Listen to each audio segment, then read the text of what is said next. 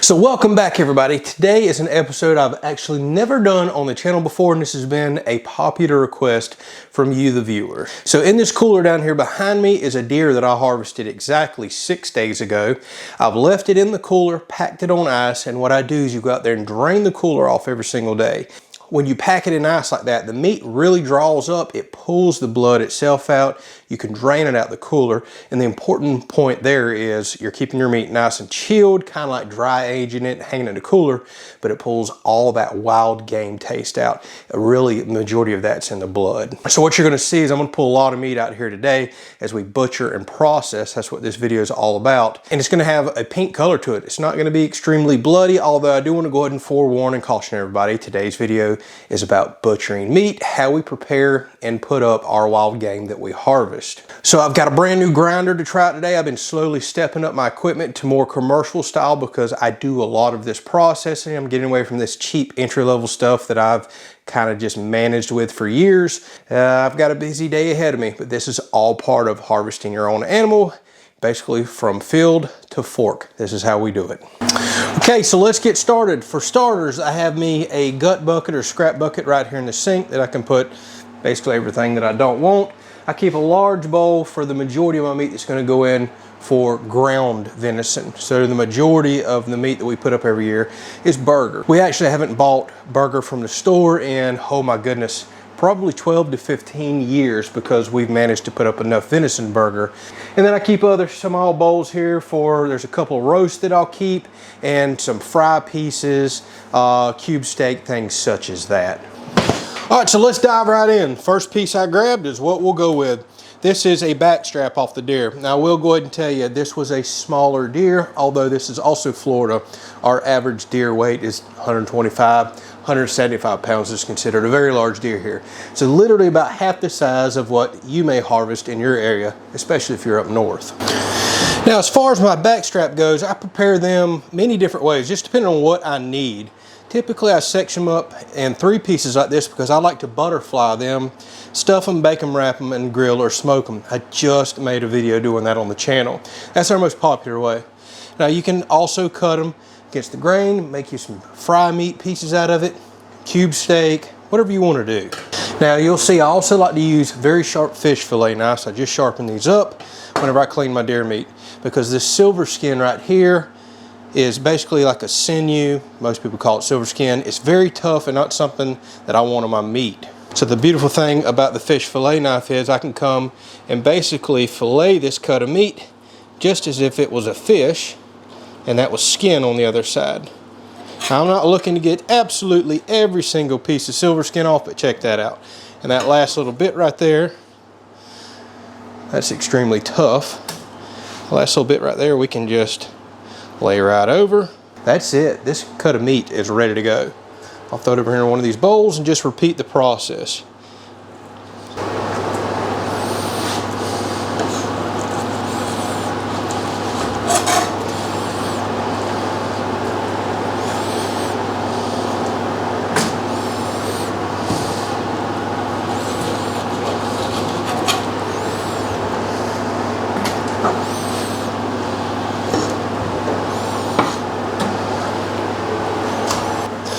All right, next, this is some of the actual roast that I pulled off the ham. I tend to cut them off while the deer itself is hanging. So I'll continue to do my separation of the meats in here. If you'll look, you can see a line. All I'm doing is cutting that silver skin, following the line, and trying to separate each muscle group. Now, depending on what you're doing with this meat, if you're saving the roast whole, you want to do a little bit better job of separations.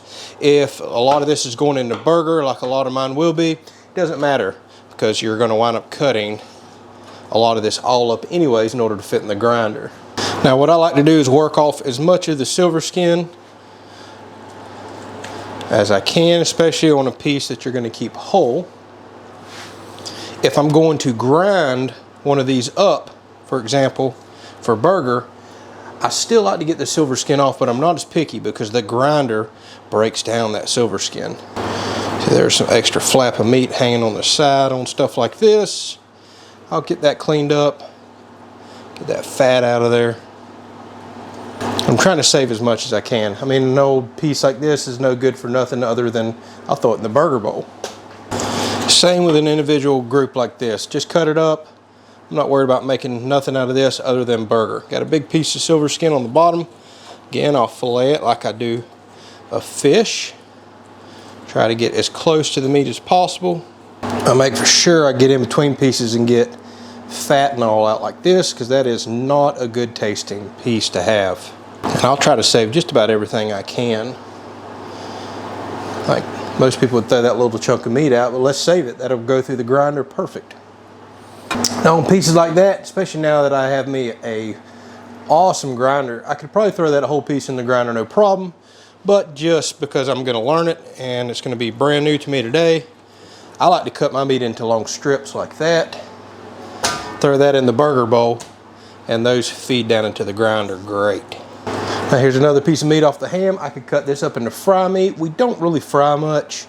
Probably just going to cut this up for burger. There we go.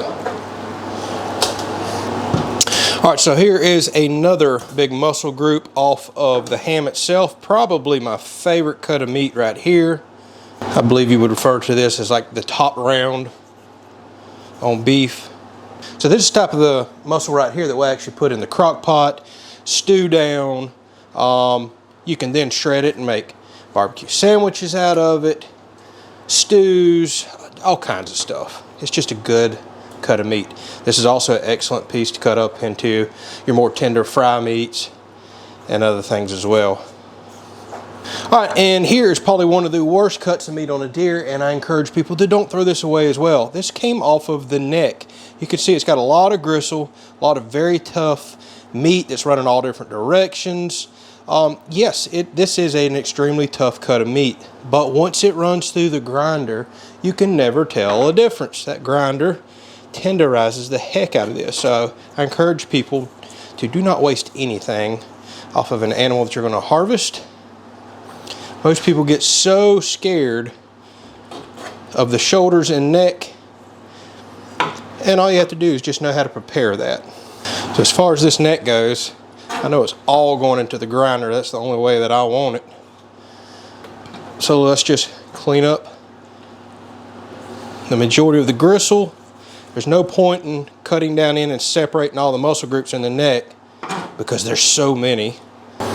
Some people even save, I know when I was a kid, we used to constantly cut. We didn't grind our own meat. We didn't own a grinder back then.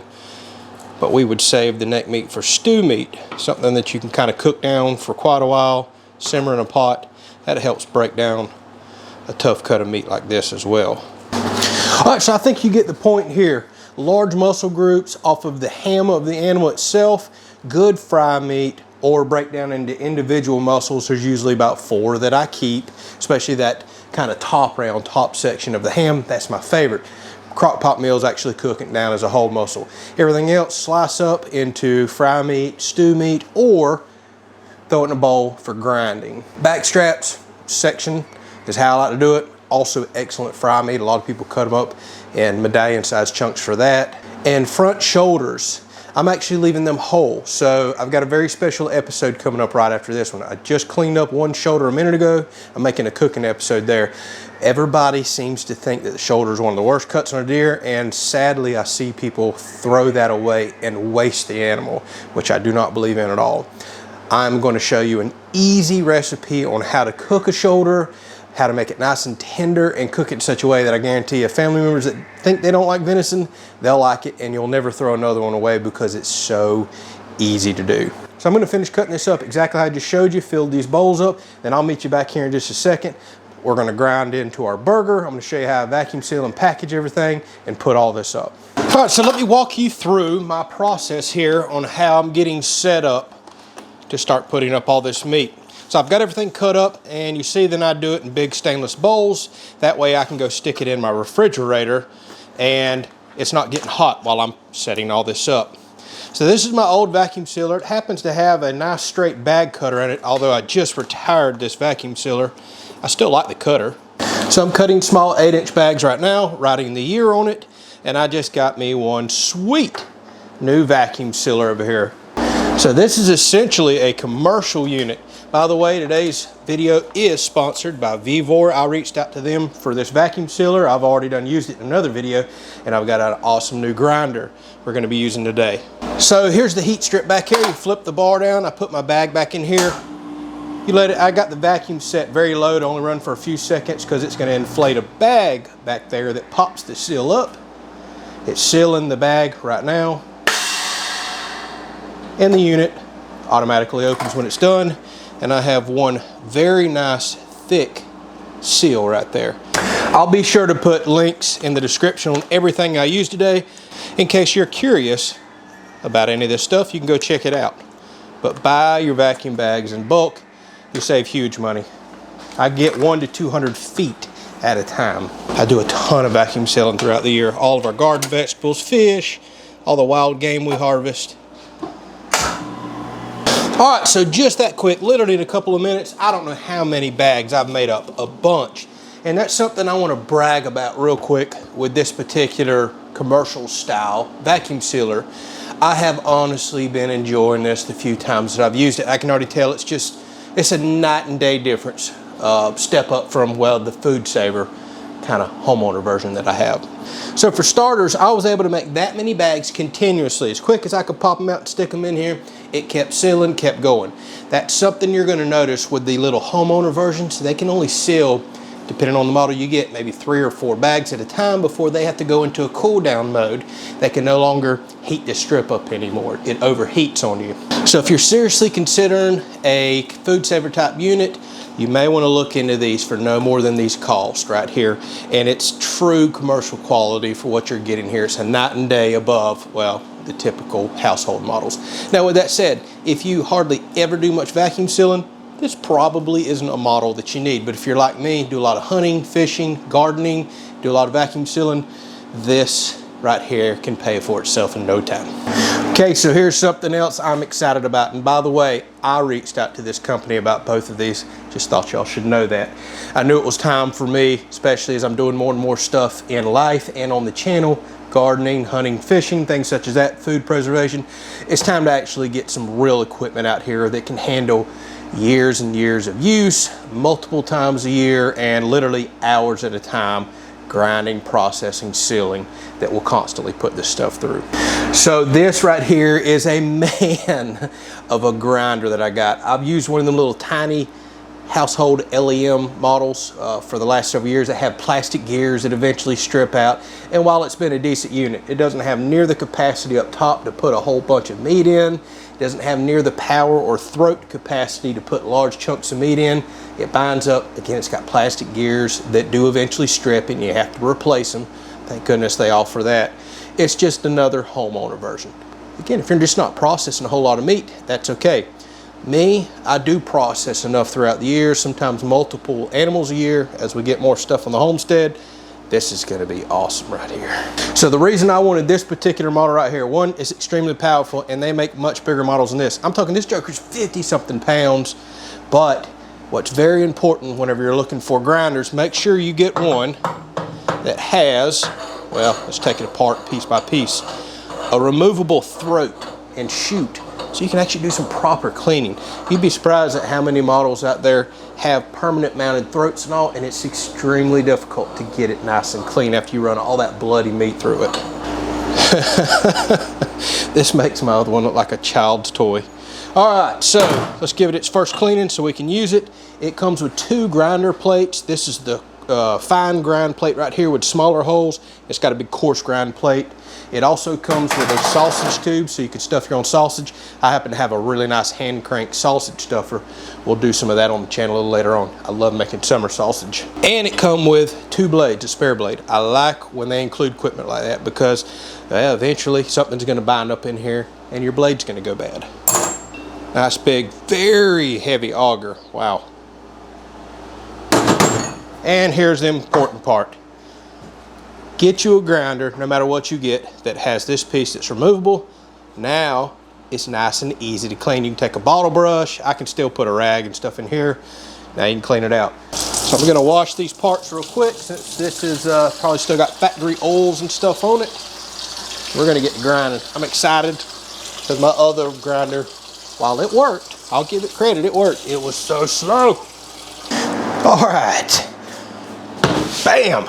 Check that out. That is a huge bowl of meat, and I still have more in the refrigerator. So that's been in there chilling for quite a while.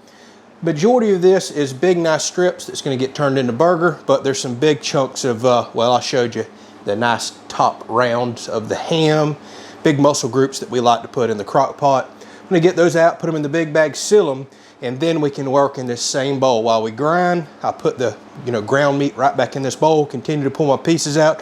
That way I'm not dirtying up a ton of dishes. And then we can go put this right back in the refrigerator if we need some more time, or we can come straight over here, start bagging it. Nice big roast is what we call them. And check this bad boy out. This right here seals so much better than that other unit I have. Now you can probably see the vacuum gauge flying down right there. That's something you can also monitor on this unit. You can pay attention to pressures for different types of food. I'm still figuring all that out. I'm probably vacuuming more than I need to right now, but I'm kind of going with some rough settings that was in the manual. I'm probably going to build me a roll around carton here that will hold my new grinder and this. Okay, it's partially sealing the bag now. Watch, it's about to dump all the pressure out of there. Watch the bag. Perfect. A perfectly vacuum sealed roast. Look there, bag is nice and tight to it. Awesome. And what I really love is a huge seal up top. I don't know if the camera's picking that up. That makes a big difference. Okay, then right over here into my extremely full freezer, but that's a great filling. I still have a big side over here that I've dedicated just for the deer. This is an awesome filling, y'all. Look at all the steaks. Here's backstrap, cube steak, actual steaks that I've been vacuum sealing up and storing as we catch it on sale. I just released a video on that too, how we get killer prices on some of this meat. All right, so here is the part I'm excited about. Do I finally have a grinder that's up to the task of doing everything I need? I think that I do. That is a ton of meat, and I can still put more up here. I can't explain how nice that is until you've just tried to grind meat on a little grinder that has a top tray that big. It's so nice to just have it up here, ready to go.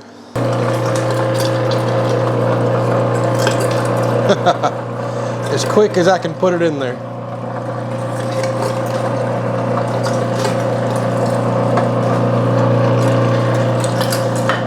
And when you cut your meat in strips like this is a big piece, no problem. I have found that you don't even need a plunger. The strips work perfectly at going down into that auger.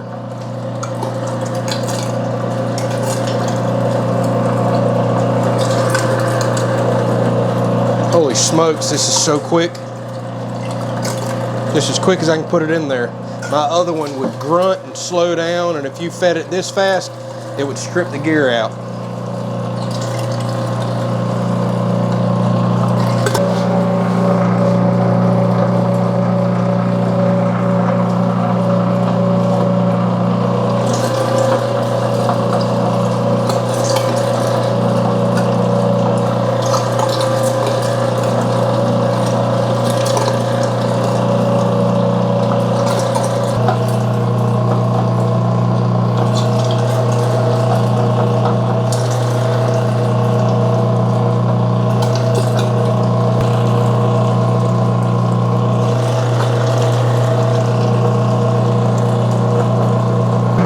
So another tip as well, I'm not seeing it being a problem at all with this grinder. Man, this is a huge piece. Let's see what it does.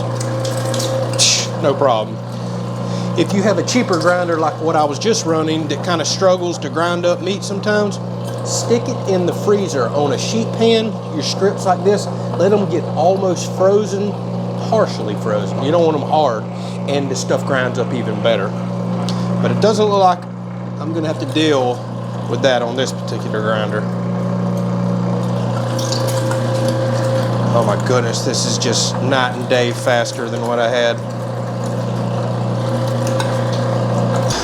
So check that out. Huge bowl, all that ground burger in no time. This thing is a beast.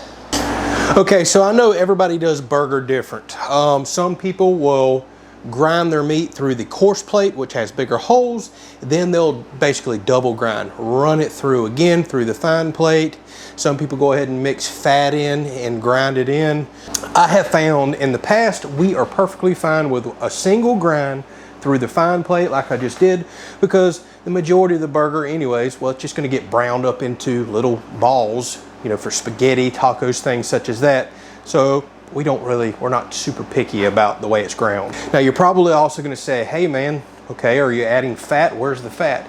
I have also found over the years, fat is absolutely not needed with venison. Now you would think you're going to have some really dry ground venison, right?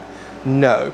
So everything that you're going to add, like spaghetti sauces for spaghetti, you're going to put onions in, tacos, you'll normally add a seasoning packet at the end. We mix ours up with a little water and add moisture in. All those things, the meat comes out perfectly fine.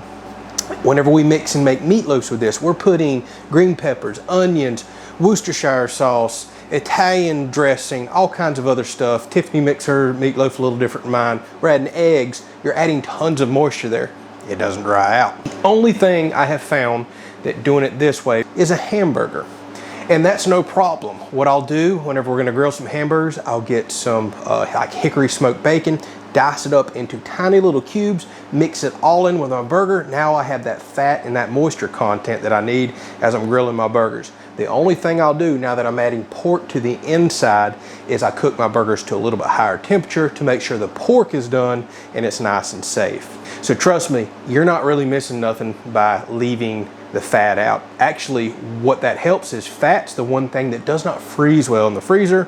Fat it kind of takes off flavor. It can get freezer burnt after many months, a year plus. When you're putting just straight lean meat like this in there, I've literally ate packs of ground venison out of the freezer 3 years after I put them in there. I could tell no difference whatsoever.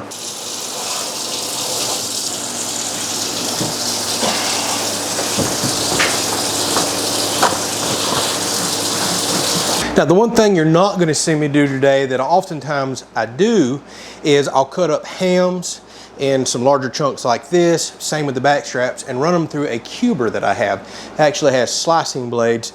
I'll run it through one direction, which slices up the meat, flip it over, run it through the second direction, and it, well, cubes the meat up. It makes it nice and tender. The reason I'm not doing that today and didn't cut out meat for that is because I have a lot of cube steak in the freezer, so it's not necessary right now. But that is another way that I do put my meat up.